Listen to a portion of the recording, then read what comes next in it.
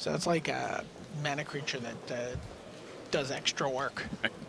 It actually has some late game use. Right. Tarmogoyf is what Jacob reveals.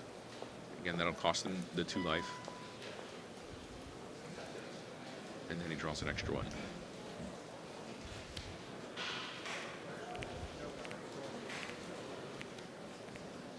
So now he's in the tank a little bit. These aggressive Jund decks, slightly a turn or two faster than the ones that wanted to control the board a little bit. Yeah, yes and no, right? I mean, they certainly seem. I think the Deathrite Shaman makes it feel much more aggressive to me. Without the Shaman in Michael Jacobs' deck, it feels, it feels. I hesitate to say fair, but a little more fair, a little more straightforward, a little bit more mid-ranger, as mid-rangey as Modern can get. Right. Mid-rangey being turn 3. Geralt's Messenger, also an interesting choice against other Jund decks because it kind of blanks some of the removal. Right. And again, Marshall was talking about how on Magic Online, I mean, Michael Jacob, notorious for streaming his deck, streaming a lot of the prep work he did for this event. Deathrite Shaman's awesome against the Geralt's Messenger. Jacob gets into the red zone with the Dark Confidant, and he is going to cast Terminate on the Deathrite Shaman, which again, as you said, is going to do a lot of work. That needs to go. Marsh Flats for Jacob. Go. And he passes the turn.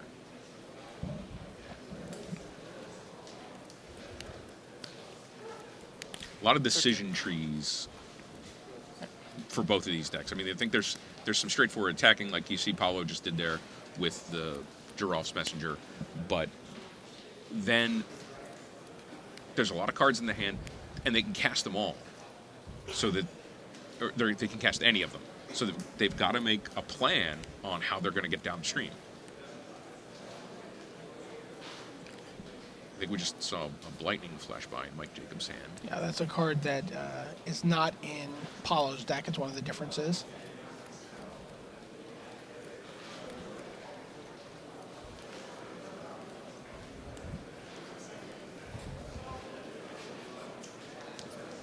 Verdant Catacombs cracked for Paulo. He gets a Forest. And Paulo's been really careful about his lands as they're coming into play. He's like, if I need to land this turn, it's going to be a basic land. I'm not taking extra 2. Sure. Start with his zone. All right, real quick. Future Sight card frame. Love it, hate it. Love it. Yeah, me too. All right, Overgrown Tomb for Mike Jacob off his Marsh Flats, since he's going to do it at end of turn, get it into play. Tapped, and he'll be out. I'm hoping by the time we get to the Future Sight card frame, there'll be electronic ink, so it can be full art, and then you can pull the text up or down as needed. All right, Jacob's reveal is Lightning Bolt. It's only going to cost him 1 life. It's going to hurt Paulo a little bit more. And there we see the draw of the Blood Grave.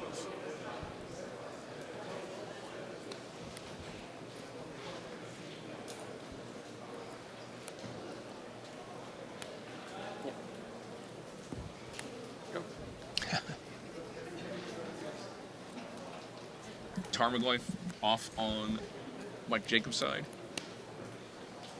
It gets Abrupt Decatur right away. Back table update. Christian Valenti, our first Valakut sighting of the weekend. He had Valakut going. He had tons of mountains. But Kenji, who's running 4 main deck Blood Moons, made sure that they were all mountains. And that was the extent of it. That was it. Mountains. Yeah. It's like, yes, your Valakuts are mountains. All right, PV goes into the red zone with the Geralt's Messenger, which gets blocked by Dark Confidant. They trade. Of course, the Messenger comes back from Undying and then gets bolted by Mike Jacob. So Samora leads Valenti 1-0. But, Michael's down to, he's down to 6.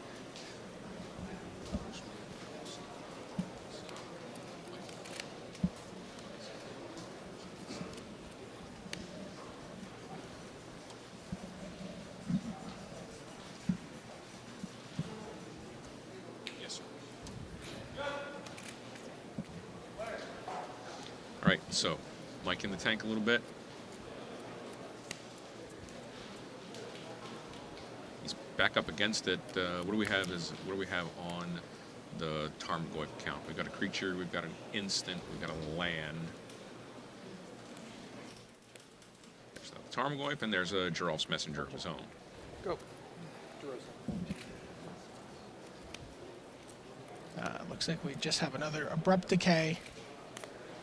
And Is that still 3? Yeah, it's still 3. a Lightning Bolt Yeah, finishes good. it off. All right, game 1 to Paulo. Return to Ravnica on full display in turn 1. Deathrite Shamans and Abrupt Decay. I mean, not that there was going to be any countering of that coming out of Michael Jacob.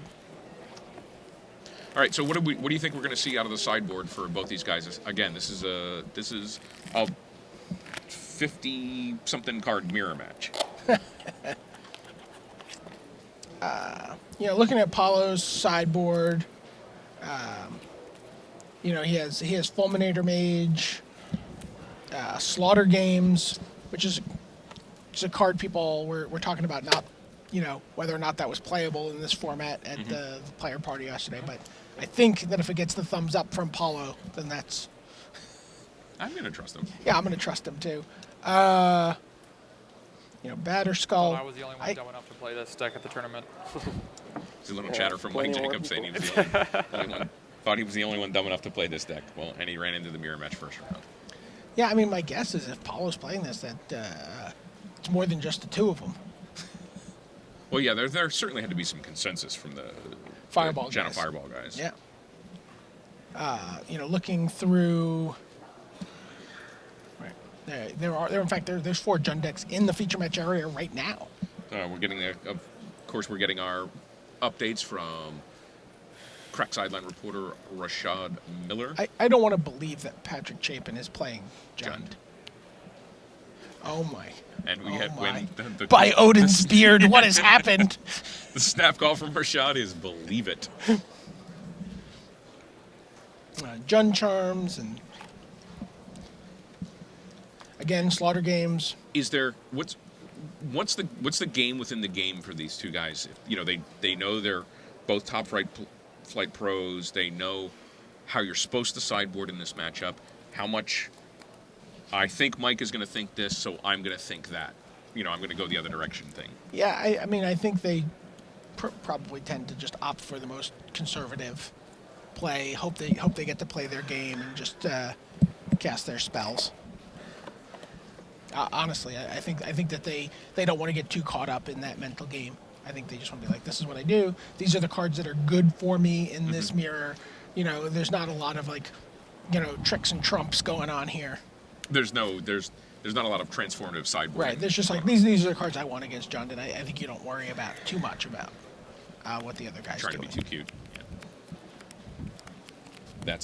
That is indeed fair. All right, so we see him shuffling up. Obviously, Mike Jacob is going to be on the play in game 2. So I do have to notice as we're between games, we're sitting here in the booth. You're looking rather presidential today. You've got a nice Hall of Fame ceremony, which you did a great job emceeing. You got a nice tie on. You got your Simic button on, right on the lapel where it's supposed to go.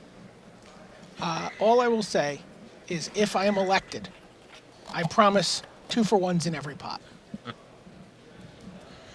Well, we of the Azorius Guild have a different take on that. We'll tell you how many things you're going to have in your pot because we have the right sense of justice, and we're just smarter than you are. I don't know that that's true. Have you seen the things that Momir's cooking up in his vat? Abominations. The experiments. Abominations which must be cleansed. Peace must prevail, even if the wicked must die. If you like 2 and 3 power flyers for 3 mana, then you just go ahead and do your thing. That's fine. If you like to filibuster the game. We like 4 for wanting you and 5 for wanting you with Supreme Verdict. I will counter that. With Rootborn Defenses. I'll play. okay.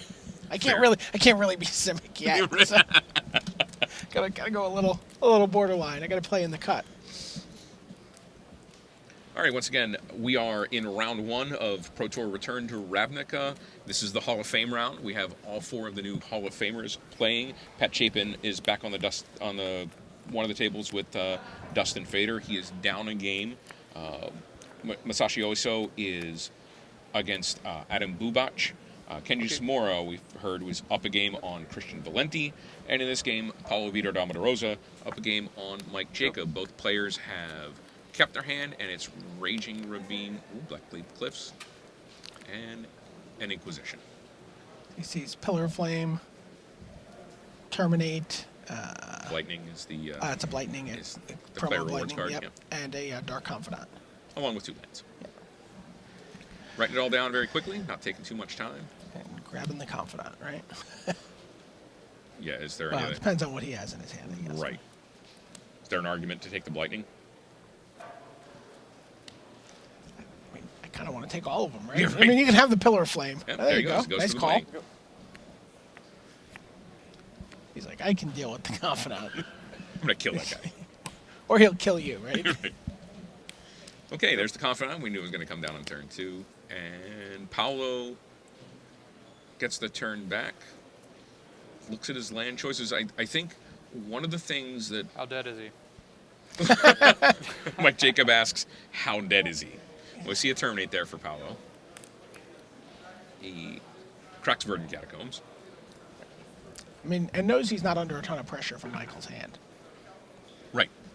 Yeah, he saw what was coming in the next few turns, so he probably wants to get rid of the Confidant and then sort of go into aggression mode. He's not very aggressive either by the looks of his hand.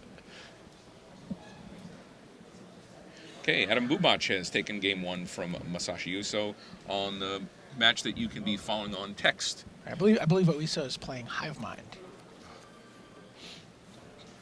Such a confusing. That's like Judge Breaker card. We see the Abrupt Decay take care of Dark Confidant.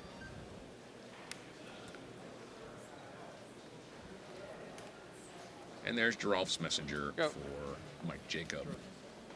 Yeah, that's the problem with looking at someone's hand. They always draw good cards off the top, right?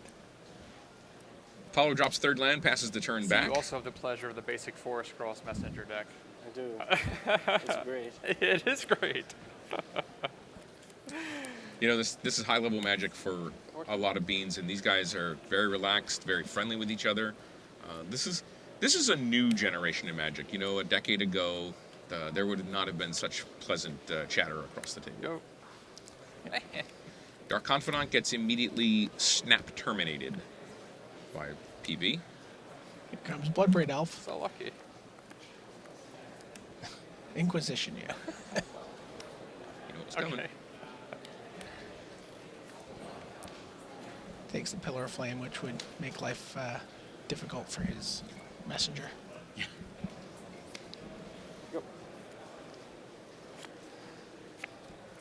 Okay, he's going to keep the Bloodbraid up back instead of getting in.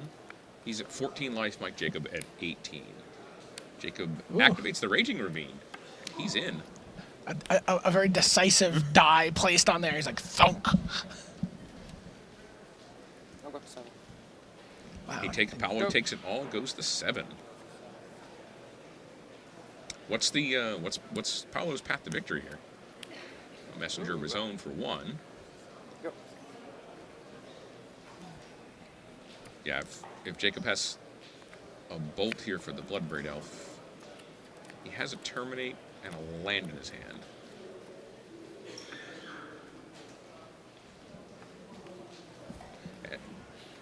And on the back table, Pat Chapin has tied up his match with Dustin Fader. They're knotted at 1-1. Jacob's deciding, yep. He's like, I'll do Attack. that. Just get in there. Sure. He's got to chump the Ravine because he doesn't want to. He doesn't lose the 2 from the Undying trigger from Go.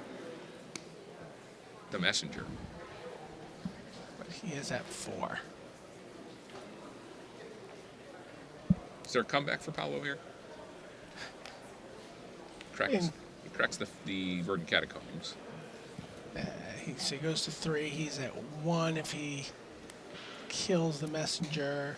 He could draw an Abrupt Decay or some other removal spell for that. I mean, he can gain life with Deathrite Shaman if he gets a couple turns, but I mean, he needs to draw multiple.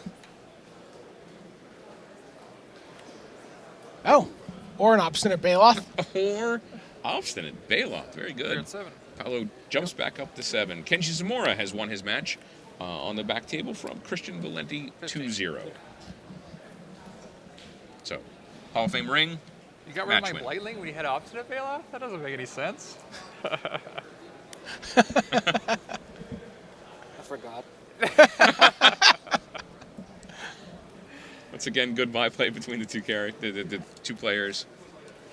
Both good guys. Both guys you want to see at your tournaments. Right. You know, they're great players. They're remarkably great players, but they're also just good guys. Right. And both players, Paulo's been doing videos for a while. Michael Jacob, you see his T-shirt, the stream team. He's been, a very, very central figure in the streaming community, doing Magic Online. So, both of these guys are used to talking while they play Magic.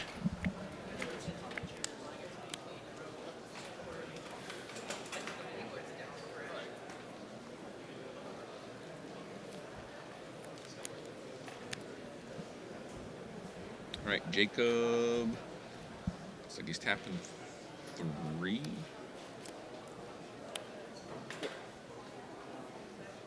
Activates Lava Claw Reaches.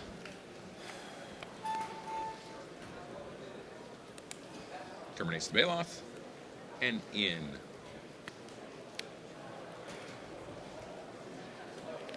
Messenger blocks the Lava Claw Reaches. There's a trade, and of course the Undying Trigger. You take Gonna 3, you go to 4. Yeah. Drain Mike Jacob Take 2. for 2 down to 13. Go. Paulo goes down to 4.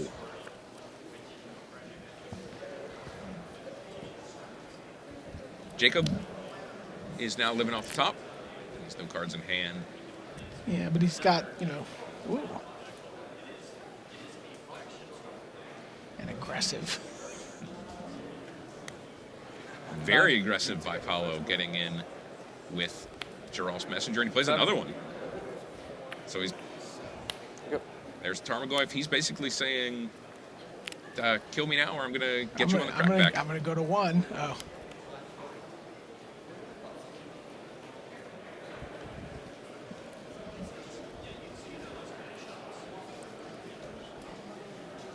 He's gonna hang. I mean, he's hanging out for. He can't take a hit from the Raging Ravine. He's a 4/5, right? Yep. Double checking on the count, that Tarmogoyf is a 4/5. The Raging Ravine would be attacking as a 5/5. Starts off as a.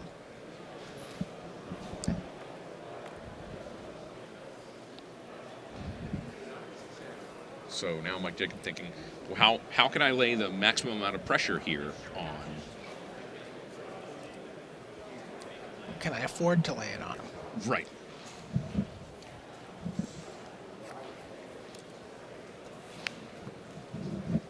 Paulo still has cards in hand. He has, he's a bolt away from, being able to kill Michael on the crack back. Yeah, if Mike doesn't go for the victory here, he's facing down 2 messengers and a Tarmogoyf, and they're all pretty low. The Tarmogoyf, as we discussed, is 4/5. Sure. He's a Huntmaster defense. Gain 2, make a little guy. Gains 2, makes his guy. 9 to 4, right? Yeah. Goes to 9. Go. Paulo at 4. That was a lightning bolt peel for Paulo.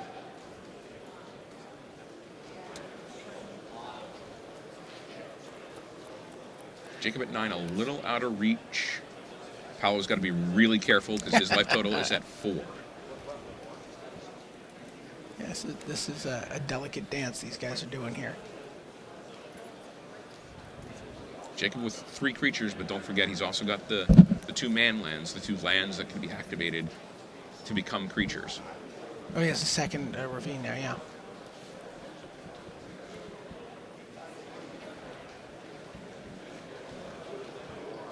Paulo doing some math. See, the other card in his hand is a fetch land, which is probably not going to get cracked anytime soon. Obstinate Bailoff of those, the 4 life that he gained off that, that's what's keeping him in the game right now. Yeah, that Score is- standing 9 for Jacob, 4 for Rosa. Yeah, that's the difference between this turn and game 3. He has 2 of them in his sideboard. We assume he brought both of them in. I thought for a second maybe Michael Jacob had brought in Thragtusk, but it looks like that's just bad handwriting and Thoughtseize.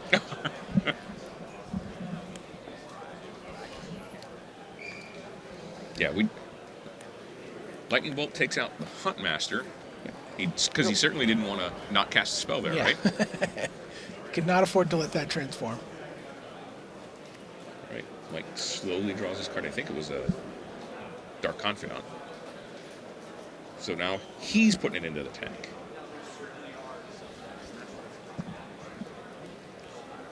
He's got his token, the wolf token created by Huntmaster Fells, which is a 2/2. He's got his 3/2 messenger. This is the place where, people, who might not play at this level, are sometimes scared of Dark Confidant, Yeah. scared to play it. Mm-hmm. And, these are the points in the game where it's scary. Yeah.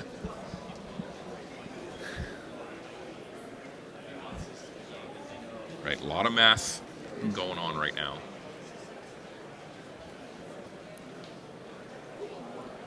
Mike Jacob working out some of his mana. Yep. There it is. He's like, no fear. To win at this level, you have to have no fear.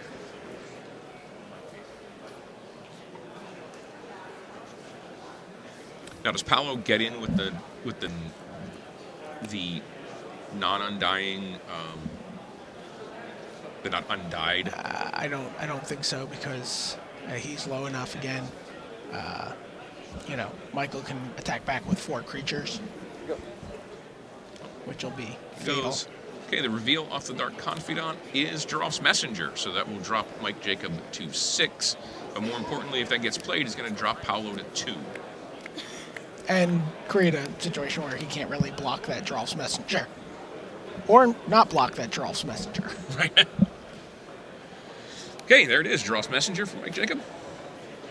Certainly no counter spells. Paulo down to 2. Attack.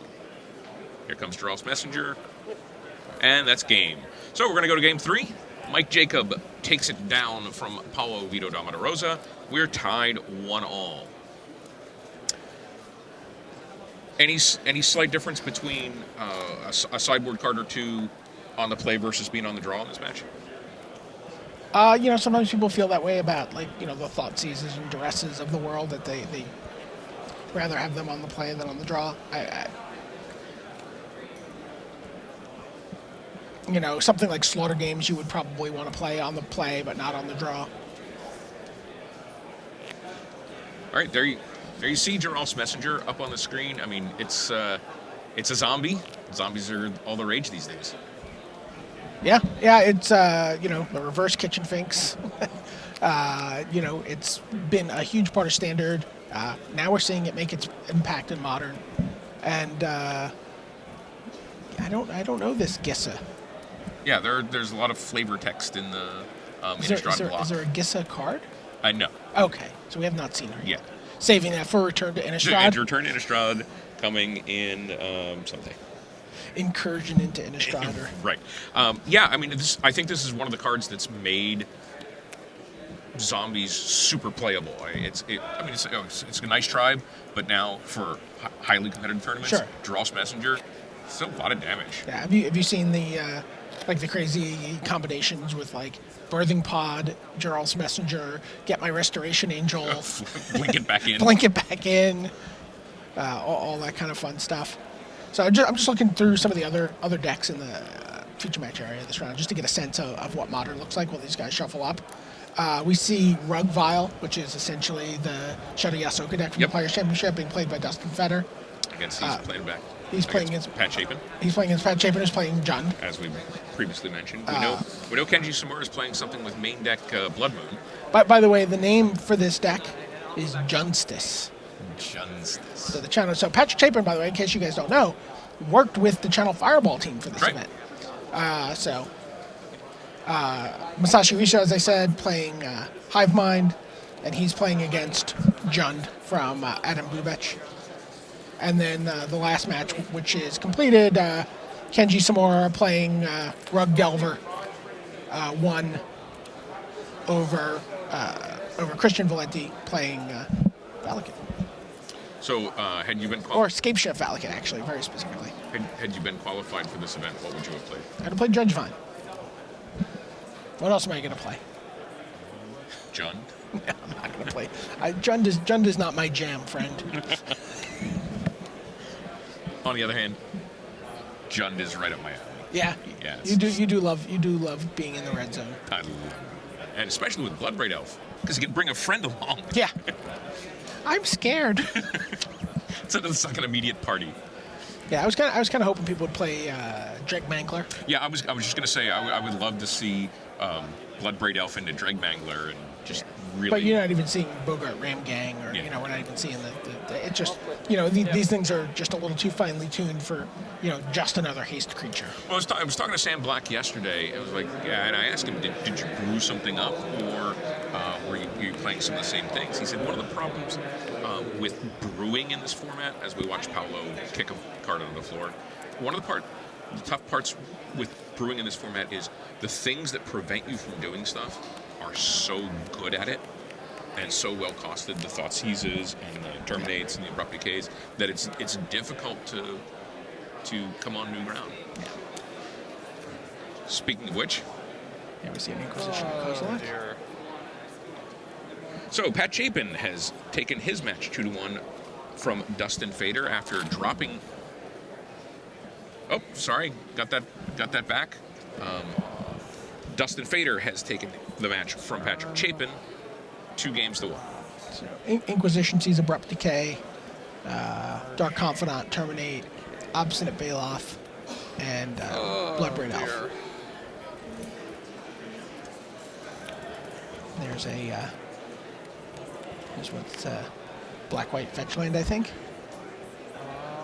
Remember, Inquisition and Kozilek can only get a card with a non-land card with a converted mana cost of 3 or less. Yes, Can't get the Bloodbraid Elf.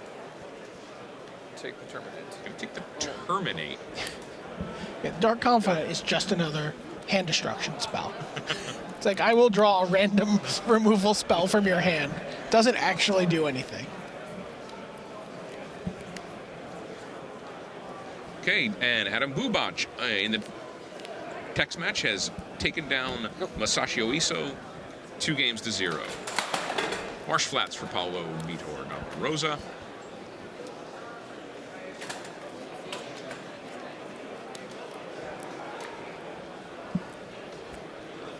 And he's just kicked it back to Mike Jacob. Plays the Graven Cairns, plays the superior art Graven Cairns, and plays that Dark Confidant. And to turn, Paulo activates his fetch land. Marsh Flats, as we notice, takes a quick look at his hand. 17. Announces his life total change. Announces that he drew some. Oh, he still has the Abrupt Decay.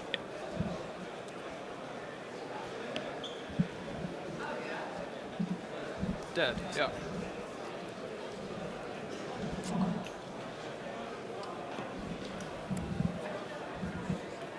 Yep. And there's Dark Confidant of his own.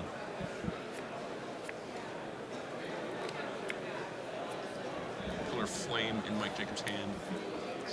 Floating a red. Spin the removal wheel. Go. Dark Confidant of his own. Go. Lightning Bolt eats Paulo's. But this Dark Confidant gets to. Finally have a real, and there's a Jarl's 17. Messenger. Yep. Glad to pay the 3 to get that. Draws a swamp on the regular draw. Dark Confidant gets in, clear signal that he's not going to play the Bloodbraid Elf yet. He's going to play certainly the Messenger. You saw what fits that gave Paulo last game. Once you get someone low enough. And Paulo is just scuffling for land. You saw his hand was land light. He drew a third land, but fourth one is avoiding him. And he's sitting there with 2 Bloodbraid Elves in his hand, or is that 3? 3 Bloodbraid Elves. Bloodbraid Elves. All right, he's gonna take 5 to the face right here at a minimum. Yeah, no. 6, 7, 8.